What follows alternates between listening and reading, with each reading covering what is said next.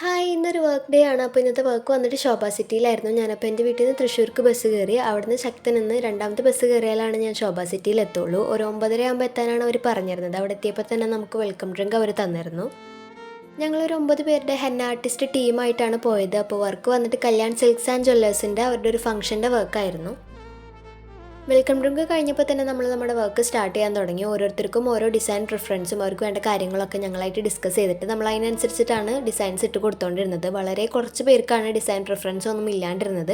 പക്ഷേ നമ്മുടെ കാറ്റലോഗ് ഉള്ളതുകൊണ്ട് അവർ അതിൽ നിന്ന് സെലക്ട് ചെയ്തിട്ട് നമ്മൾ അതിനനുസരിച്ച് ഡിസൈൻസ് ഇട്ട് കൊടുത്തായിരുന്നു. നിങ്ങൾക്ക് നോക്കിയാൽ കാണാൻ പറ്റും, ഞങ്ങൾ 9 പേരും ഓരോരുത്തരുടെ പ്രിഫറൻസിനനുസരിച്ച് ഡിസൈൻസ് ഇട്ടുകൊണ്ടിരിക്കുകയാണ്. വർക്ക് സ്റ്റാർട്ട് ചെയ്തപ്പോൾ ഒരു 10 മണിയായി.